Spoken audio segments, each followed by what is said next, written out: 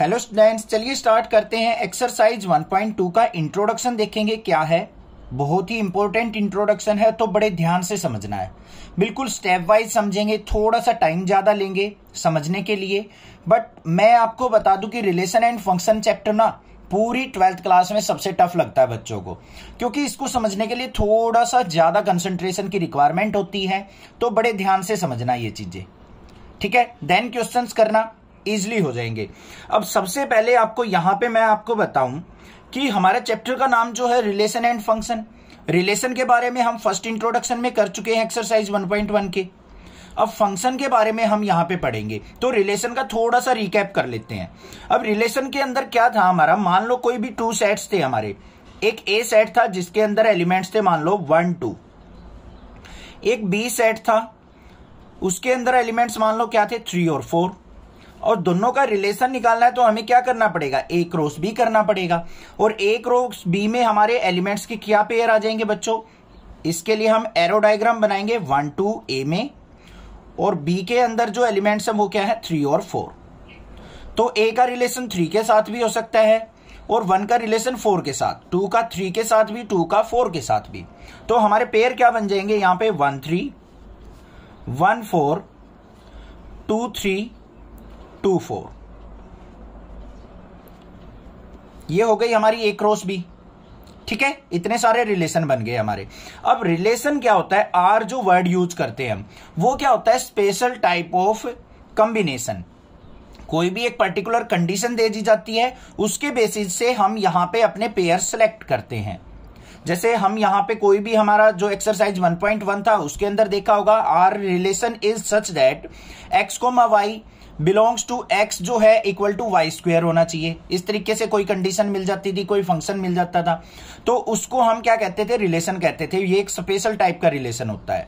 अब यहां पे रिलेशन जो होगा हमारा वो ऑलवेज क्या होगा, सबसेट या फिर equal to A cross B. जो भी रिलेशन के अंदर पेयर आएंगे, जैसे मान लो रिलेशन के अंदर एलिमेंट्स आ गए 1 3 आ गया और 2 3 आ गया एग्जाम्पल के तौर पे, तो ये जो रिलेशन के अंदर पेयर आएंगे वो हमेशा या तो इसके इक्वल होंगे या फिर इसका सबसेट होगा। ये चीज हमने सीखी थी। अब बात करते हैं फंक्शन की। फंक्शन मोस्ट इंपॉर्टेंट चीज है, ध्यान से समझना फंक्शन है क्या। तो पहले डेफिनेशन की बात कर लेता हूं मैं। फंक्शन के क्या होगा अंदर, it's special type of relation, special type of relation where domain, क्या कहा है, domain is not repeated, not repeated. अगर हमारी डोमेन रिपीट ना हो तो उसको हम क्या कहेंगे, फंक्शन कहेंगे। उस रिलेशन को हम फंक्शन कहेंगे। कब, अगर हमारी डोमेन रिपीटेड नहीं है। अगर हमारी डोमेन ही रिपीट हो जाए, बार बार आ रही हो, तो उसको हम यहां पे फंक्शन नहीं कहेंगे। इसका अभी एक एग्जांपल बता देता हूं आपको। मान लो आपको कोई रिलेशन दे रखा है एक, उसके अंदर एलिमेंट्स का पेयर है 1 2 3 4 5 6। अब आपको पता है जो ये पेयर लिखा जाता है एक्स वाई की फॉर्म में, इसके अंदर जो एक्स होता है हमारा फर्स्ट एलिमेंट, उसको हम क्या बोलते हैं, डोमेन बोलते हैं। और वाई क्या होता है हमारा, रेंज होता है। ये डोमेन होती है, ये रेंज होती है। अब यहां पे क्या कहा है, domain is not repeated. Domain repeat नहीं होनी चाहिए। यहां पे डोमेन कौन सी है, 1 है 3 है 5 है, तो तीनों की तीनों क्या है, डिफरेंट है। तो ये क्या कहलाएगा, हमारा फंक्शन कहलाएगा। क्या कहलाएगा बच्चों, फंक्शन। अगर मान लो रिलेशन के अंदर इस तरीके से पेयर होता 1 2 1 3 और मान लो 2 3 ऐसे, तो बच्चों डोमेन रिपीट नहीं होनी चाहिए। अब यहां पे देखो 1 का रिलेशन किसके साथ है, 2 के साथ भी है, और 1 का रिलेशन किसके साथ भी है, 3 के साथ भी है। तो ये जो है डोमेन, ये रिपीट हो रही है, तो यहां पे क्या लिखेंगे, domain repeated, so not a relation. तो ऐसे फंक्शन को, ऐसे रिलेशन को हम फंक्शन नहीं कहेंगे, ठीक है। Oh sorry, domain repeated so not a function. तो ये हमारा क्या होगा, फंक्शन नहीं होगा। समझ में आ गई बात? क्लियर है? अगर हमारी डोमेन रिपीट हो रही है तो वो हमारा फंक्शन कभी नहीं होगा। अगर डोमेन हमारी रिपीटेड नहीं है, देखो यहां पे रिपीटेड नहीं थी, ये 1 है, ये 3 है, ये 5 है, अलग अलग है हमारी डोमेन, तो इसको हम फंक्शन कहेंगे। ये चीज माइंड के अंदर सेट हो गई या नहीं होगी? इतना समझना था। क्लियर हो गई बात? अब बात आती है टाइप ऑफ रिलेशन। जो ये रिलेशन होते हैं हमारे, वो कौन कौन सी टाइप के होते हैं? वो थे हमारे एक्सरसाइज 1.1 में। कौन कौन से थे बच्चों? सिमेट्रिक, ट्रांजिटिव और रिफ्लेक्सिव। उनका अच्छे से आपको पता है। अब बात करते हैं हम फंक्शन। फंक्शन कौन कौन से हो सकते हैं हमारे, वो देखते हैं। फंक्शन की पहली जो टाइप आती है वो आती है 1 या फिर इसको हम दूसरा नाम भी बोल देते हैं, इसको हम इंजेक्टिव फंक्शन भी कहते हैं। क्या कहते हैं इसको? Injective function. अब नाम से ही क्लियर हो रहा है 1 मतलब एक डोमेन का एक ही रिलेशन होना चाहिए, तो उस फंक्शन को हम क्या कह देंगे? हम उसको 1 फंक्शन कह देंगे। इसको हम एग्जांपल से समझेंगे, बाकी वैसे तो समझ में आने वाली चीज नहीं है कि हम डायरेक्टली बोल दें। अब ध्यान से देखो, हम जो भी एरो डायग्राम बनाते हैं उसको लेके चलते हैं। एक मान लो ये एक एरो डायग्राम है एक्स और एक वाई का। यहां पे हमारे पास जो वैल्यूज हैं वो क्या है? मान लो ए बी सी डी, और y के अंदर जो वैल्यूज हैं वो है 1 2 3 4 5, इस तरीके से। अब सबसे पहले तो मैं आपको बता दूं, जो x के अंदर ये वैल्यूज प्रेजेंट हैं इनको हम क्या कहेंगे? इनको हम डोमेन बोलेंगे। क्या बोलेंगे? डोमेन। या फिर इनको हम दूसरा नाम भी दे देते हैं प्री इमेज। प्री इमेज का मतलब इमेज बनने से पहले वाले एलिमेंट्स। ठीक है। अब x का रिलेशन दे रखा है हमारा किसके साथ? y के साथ। तो यहां पे ध्यान से देखो, अगर मान लो a की इमेज बन रही है 1, b की इमेज बन रही है हमारी मान लो 2, c की इमेज बन रही है हमारी 3 और d की इमेज बन रही है मान लो 4, 5 हमारा अकेला रह गया। तो जो ये इमेजेस बन रही हैं इनको हम और क्या कहते हैं? जो भी ये सारे के सारे एलिमेंट्स प्रेजेंट होंगे उनको कहेंगे हम कोडोमेन। क्या कहेंगे? कोडोमेन। मतलब इमेज बनने से पहले 1 2 3 4 5 जितनी भी वैल्यूज होंगी उन सबको क्या कहेंगे? हम कोडोमेन कहेंगे। अच्छा, जिसके ऊपर एरो आई हुई है, यहां से 4 के ऊपर एरो आई हुई है, तो ये चारों जिसके ऊपर एरो आई हुई है उनको हम कहेंगे रेंज या फिर इमेज। इसका मतलब जो रेंज और इमेज होती हैं वो क्या होती हैं? हमारी कोडोमेन के इक्वल भी हो सकती हैं और या फिर लेस देन होंगी। तो यहां पे लिख भी दूंगा मैं, रेंज या फिर इमेज ऑलवेज क्या होंगी? Less than equal to codomain. या फिर क्या कह सकते हैं हम? Subset equal to. जैसे हम पीछे लिखते थे ना रिलेशन में, तो हम यहां पे क्या लिख सकते हैं? ये सबसेट इक्वल टू क्या है? कोडोमेन हो सकता है। बट कभी भी रेंज या इमेज कोडोमेन से बड़ी नहीं होंगी, ज्यादा नहीं होंगी। क्लियर है? अब बात आती है 1 और इंजेक्टिव फंक्शन का मतलब क्या है? 1 और इंजेक्टिव फंक्शन हम कब कहेंगे? जब हमारी एक डोमेन की सिंगल यहां पे इमेज बन रही हो। एक डोमेन से सिंगल इमेज हमारी फॉर्म हो रही है एक वैल्यू से, तो उसको हम 1 फंक्शन कह देंगे। क्लियर हो गई? समझ में आ गई बात? डोमेन की एक सिंगल इमेज ही अगर एग्जिस्ट करती है तो वो फंक्शन हमारा इंजेक्टिव फंक्शन या 1 फंक्शन कहलाएगा। अब इसके अंदर अगर आपसे पूछ ले डोमेन कौन सी है, ये चीज ध्यान देने वाली बात है, बिल्कुल प्यार से समझनी है। डोमेन बच्चों ये वाली A B C D, pre image जिनको कहते हैं, ए बी सी डी, इनको हम प्री इमेज भी बोल सकते हैं। कोडोमेन अगर मैं बात करूं तो कोडोमेन कौन सी है? यहां पे 1 2 3 4 5 जितनी भी वैल्यूज प्रेजेंट होंगी वो सारी कोडोमेन के अंदर आएंगी।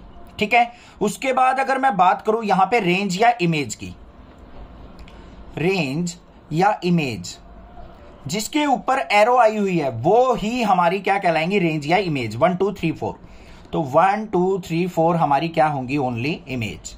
इतना क्लियर हो गया होगा, कोई दिक्कत की बात नहीं है, समझ में आ गया है। ठीक है। अब यहां पे कंडीशन आती है कि हम कब हमारे एनसीईआरटी मेथड को फॉलो करते हुए कब हम किसी फंक्शन को या किसी रिलेशन को फंक्शन कहेंगे, और वो भी 1 फंक्शन। तो उसके लिए एक सिंपल सी कंडीशन है। क्या है? f of x equal to f of y। अगर कोई फंक्शन दे रखा है एफ ऑफ एक्स पे, तो वो एफ ऑफ वाई पे भी दोनों क्या होने चाहिए, इक्वल। और यहां पे अगर ये इक्वल है तो हमारा एक्स और इक्वल टू वाई होगा, जो ये वैल्यूज हैं ये भी क्या होंगी हमारी, इक्वल। तो ये फंक्शन कहलाएगा हमारा 1 1। इसको हम क्वेश्चन करेंगे तब क्लियर कर देंगे। उसके बाद आता है हमारा, चलो एग्जांपल भी ले लेंगे, एक समझ में आ जाएगा आपको। अगर मान लो हमारे पास x not equal to Y है, x और y की वैल्यू इक्वल नहीं है, तो हमारा क्या होगा, सो f ऑफ x जो है वो भी not equal to f of y होगा। तब भी हम इसको क्या कह सकते हैं, 1 1 कह सकते हैं। दो कंडीशन बताई है मैंने, या तो f of x equal to f of y हो तो x इक्वल टू y भी होगा, तो उसको हम 1 1 कहेंगे। x not equal to y हो और f of x not equal to f of y हो तो हम उसको 1 1 कहेंगे। कोई सी भी एक कंडीशन सेटिस्फाई होनी चाहिए, तब भी हम उस फंक्शन को, उसको रिलेशन को हम 1 1 फंक्शन कह सकते हैं। ठीक है, अब इसका एक एग्जांपल ले लेते हैं। इसको भी हम एरो डायग्राम से समझेंगे। देखो, मान लो हमारे पास एक ये है, एक ये है ओवल, एक x ये y। यहां पे मान लो एलिमेंट्स है हमारे a b c और d। यहां पे y में वैल्यू प्रेजेंट है 1 और 2। अगर मान लो a की इमेज 1 बन रही है, ठीक है, और b की इमेज जो है वो 2 बन रही है, और c की इमेज 1 भी बन रही है और d की इमेज 2 बन रही है। अब ये क्या हो गई हमारी डोमेन, और ये हो गई हमारी रेंज। तो बच्चों ध्यान से देखो, a की इमेज 1 भी है और c की इमेज 1 भी है, तो यहां पे f ऑफ a की इमेज क्या है, 1। f ऑफ c की इमेज क्या है, वो भी 1 है। ध्यान से सुनो मैं क्या कह रहा हूं, f of a equal to 1 है, f of c equal to 1 है। ये आ गई हमारे पास। अब यहां पे ध्यान से देखो बच्चों, f of a equal to f of c है, ये हमारी राइट हैंड साइड इक्वल है तो लेफ्ट हैंड साइड भी इक्वल होगी, f of a equal to f of c। मतलब ये वाली कंडीशन हमारी आ गई। तो क्या a equal to c, x equal to y भी होना चाहिए। क्या a इक्वल टू c है, क्या a c के इक्वल होता है, नहीं होता। नहीं होता तो यहां पे क्या हो जाएगा, नॉट 1 1। आई बात समझ में, समझ में आई या नहीं आई बात। दूसरी बात, हम कैसे भी चेक कर सकते हैं, यहां पे देखो हमारी दो डोमेन्स की सिंगल इमेज बन रही है, a की भी 1 बन रही है, c की भी 1 बन रही है। यहां से भी हम लिख सकते हैं कि ये हमारा 1 1 फंक्शन नहीं है। क्लियर हो गई ना बात, कोई दिक्कत नहीं होनी चाहिए। अब एक एग्जांपल और ले लेता हूं छोटा सा। मान लो हमारे पास ये दो ओवल हैं, ये x है ये y है। इसके अंदर हमारे पास वैल्यू प्रेजेंट है a b c। इसके अंदर इमेज बन रही है 1 2 3। a की इमेज बन रही है 1, b की 2, c की 3। अब यहां पे देखो, f ऑफ a क्या है हमारा, 1 है, और f ऑफ b क्या है, f ऑफ b की इमेज क्या है, 2 है। तो देखो ये वाली condition, x not equal to y, ये हमारी वैल्यूज होगी। तो 1 क्या है, नॉट इक्वल टू 2 है। 1 क्या है, नॉट इक्वल टू 2 है। तो f ऑफ a भी क्या होगा, not equal to f of b होगा। बस ये लिखना है। ये हमारा एनसीईआरटी का मेथड है, ये प्रूव करने के लिए जस्टिफिकेशन है ये बस। वैसे तो हम डायरेक्टली भी यहां से पता लगा सकते हैं कि ये हमारा 1 1 फंक्शन है, क्योंकि हमारी यहां पे सिंगल डोमेन की सिंगल इमेज ही बन रही है। तो ये कंडीशन भी सेटिस्फाई होगी हमारी, x not equal to y और f of x not equal to f of y। तो ये क्या हो जाएगा हमारा 1 1 फंक्शन। 1 1 के बारे में पता लग गया होगा, 50-60% कुछ तो समझ में आ गया होगा। बाकी क्वेश्चन करेंगे, सारी चीजें समझा दूंगा। अब बात करते हैं सेकंड टाइप की। सेकंड टाइप का फंक्शन कौन सा होता है, सेकंड जो आता है वो आता है मैनी वन फंक्शन। अब मैनी वन से मतलब ही समझ में आ रहा है हमें, डोमेन की, एक डोमेन की या दो डोमेन की एक सिंगल इमेज बन जाए, उसको हम मैनी वन कहेंगे। देखो ध्यान से, ये मान लो हमारा एक ओव्यूल है, ये हमारा ये ओव्यूल है। एरो डायग्राम बनाएंगे, यहां पे x और y का रिलेशन क्या है, किस तरीके से दे रखा है। मान लो यहाँ पे a b c वैल्यू है, यहाँ पे 1 2 3 है। a की इमेज 1 बन रही है, मान लो b की इमेज भी 1 बन रही है, और c की इमेज 3 बन रही है। तो यहाँ पे a की इमेज क्या हो गई, 2 इमेज हो गई, a की 1 के साथ भी और b की 1 के साथ भी, 2 इमेज फॉर्म हो गई हमारी। तो ये फंक्शन क्या कहलाएगा हमारा, मैनी वन फंक्शन। एक डोमेन की अगर 2 इमेज बन रही है तो उसको हम मैनी वन फंक्शन कह देंगे। भाई माइंड के अंदर सेट करनी पड़ेंगी आपको, कोडोमेन क्या है, इमेज क्या है, प्री इमेज क्या है, डोमेन क्या है, रेंज क्या है, ये चीजें माइंड में क्लियर होनी चाहिए तभी क्वेश्चन होंगे, नहीं तो ये चैप्टर नहीं होने वाला है। समझ में आ गई? यहां से कोई भी दिक्कत नहीं है। ये हमारी डोमेन होती है, ये रेंज होती है। रेंज अगर हमारी सेम है तो उसको हम मैनी वन फंक्शन कह देंगे। ये भी आसान था, कोई दिक्कत नहीं है। थर्ड जो टाइप आती है वो आती है हमारी, वो मेन है ऑन टू या फिर सर्जेक्टिव फंक्शन। सर्जेक्टिव फंक्शन, इसके अंदर हमारे पास एक कंडीशन होनी चाहिए, क्या? एफ ऑफ एक्स जो है वो वाई के इक्वल होना चाहिए। Function f of x equal to किसके होगा? वाई के इक्वल। ये होती है जस्टिफिकेशन एनसीईआरटी की तरफ से। बाकी हम कैसे देखेंगे अपना सर्जेक्टिव या फिर ऑन टू फंक्शन कौन सा होगा वो देख लो ध्यान से। उसके लिए फिर हम क्या करेंगे, एक एरो डायग्राम क्रिएट करेंगे। ये x हो गया, ये y हो गया। x और y का रिलेशन किस तरीके से दे रखा है, मान लो यहां पे हमारे पास क्या दे रखी है, a b c d 4 values है। यहां पे हमारे पास क्या है, 1 2 3 4 4 वैल्यूज है। a की इमेज मान लो 1 बन रही है, b की मान लो 3 बन रही है, c की मान लो 2 बन रही है, d की मान लो 4 बन रही है। अब यहां पे बच्चों ध्यान से ये देख लो, a की भी सिंगल इमेज है, b की भी सिंगल इमेज, c की भी सिंगल इमेज और d की भी सिंगल इमेज, सबकी सिंगल इमेज है। क्लियर है ना? दूसरी बात, यहां पे जो रेंज है हमारी, ये क्या है, रेंज इक्वल टू अगर कोडोमेन के हो या फिर कोडोमेन इक्वल टू रेंज हो तो हम उस फंक्शन को क्या कहेंगे, so function is onto और सर्जेक्टिव। मतलब यहां पे कोई भी ऐसा एलिमेंट नहीं बचना चाहिए जिसकी इमेज ना बनी हो, बस ये काम देखना है हमें। अगर यहां पे जैसे मान लो 5 होता तो ये हमारा ऑन टू फंक्शन नहीं होता, क्योंकि यहां पे हमारे पास रेंज और कोडोमेन इक्वल नहीं हो पाएंगी। कोडोमेन क्या होती है, जितने भी एलिमेंट्स प्रेजेंट हो, अगर सभी के ऊपर एरो आई हुई है एक बार, सिंगल बार, तो हम उस फंक्शन को क्या कह देंगे, ऑन टू। क्या फंक्शन कह देंगे, ऑन टू फंक्शन। दो की भी एरो आ सकती है, कोई जरूरी नहीं है ऑन टू में सिंगल एरो आ जाए या 2 एरो आ जाए, बट मेन क्या है, सारे के सारे एलिमेंट्स इमेज बने हुए होने चाहिए। उस फंक्शन को हम क्या कहेंगे, ऑन टू फंक्शन। अब आ गई बात समझ में? दोबारा एक और यहां पे एरो डायग्राम से आपको समझा देता हूं और क्लियर हो जाएगा। मान लो ये है हमारे पास एक्स और वाई, यहां पे ए बी सी है, यहां पे 1 2 3 है। ए से हमारे पास 1 पे आया हुआ है, बी से हमारे पास 2 पे आया हुआ है, सी से हमारे पास 3 पे आया हुआ है, और मान लो डी है, और डी से भी हमारे पास क्या आया हुआ है, 3 पे आया हुआ है। ठीक है, तो क्या ये हमारा ऑन टू होगा? ऑन टू तो होगा क्योंकि सभी की इमेज बनी हुई है, बट ये हमारा फिर क्या होगा बच्चों, सर्जेक्टिव फंक्शन या ऑन टू फंक्शन कहलाएगा। मतलब जितने भी यहां पे कोडोमेन है ना, सभी की इमेज बनी होनी चाहिए, तो वो हमारा ऑन टू फंक्शन हो जाता है। क्लियर हो गई बात? कोई दिक्कत की बात नहीं है। लास्ट जो आता है वो आता है हमारा बाइजेक्टिव फंक्शन। फोर्थ जो होता है वो है बाइजेक्टिव फंक्शन। किस फंक्शन को हम बाइजेक्टिव कहेंगे?